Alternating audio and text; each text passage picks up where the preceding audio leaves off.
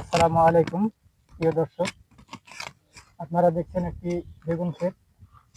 এখানে ক্ষেতের মালিক তার ক্ষেতের গোড়া পরিষ্কার করছে। তাকে কিনা ক্ষেত সম্পর্কে কিছু জিজ্ঞাসা করব, আপনারা শুনবেন ভালোভাবে। আসসালামু আলাইকুম দেখেছিলাম। ভাই, ভালো আছেন আপনি? আলহামদুলিল্লাহ। আপনার নামটা বলবেন কি? আমার নাম খেলু। আপনি কি এখানে কামলা করছেন না নিজের ক্ষেত নিয়ে যাচ্ছেন? নিজের খেতে নিয়ে যাচ্ছি। এটার বয়স কয়দিন হচ্ছে লাগানো?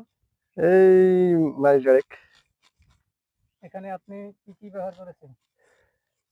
লাগায় কিছুই দিনই, এখন ওই খালি একটু ডিএপি দিয়েছি আর একটা ইউরিয়া মিক্স করে দুটো দিয়েছি আর একটু বিষ দিয়েছি। আপনার এখানে দেখছি কিছু গাছের মাথায় হলদে লালচে ধরনের দাগ হয়েছে। এখন এসবের জন্য কি ব্যবহার করছেন আপনি? এটার জন্য তো কোনো ওষুধ পাইনি। আপনাদের পাশের ডিলার নেই? ডিলার বেগুন ক্ষেতের ডিলার কই? বেগুন ক্ষেতের ডিলার তো নাই। না, বিষের ডিলার আপনার। হ্যাঁ, বিষের ডিলার আছে। কি কি বিষ ব্যবহার করতে বলছে, আপনাদের কিছু বলছে? এখনো ডিলারের কাছে যায়নি, এখন যাওয়া লাগবে। আপনাকে তো অতি তাড়াতাড়ি সেই ডিলারের কাছে যাওয়া উচিত, নাইলে তো আপনার হ্যাঁ, সমস্যা হতে পারে। ডিলারের কাছে যাওয়া লাগবে, এখনো যাইনি।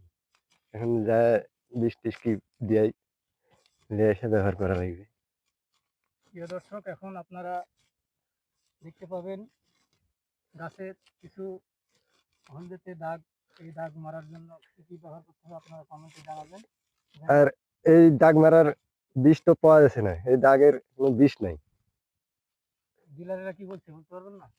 ডিলারেরা তো এই দাগ সম্বন্ধে কিছুই বলছে না। এই আপনাদের দাগের জন্য কৃষি কি অফিসে যোগাযোগ করতে হবে।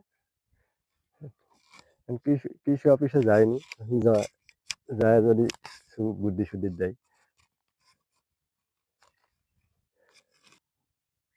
প্রিয় দর্শক, ইতিমধ্যে শুনলেন আপনারা কৃষকের নিজের মুখের কথা।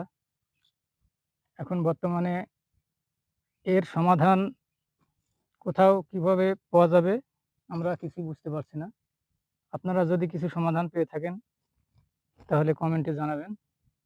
সবাইকে ধন্যবাদ। আসসালামু আলাইকুম।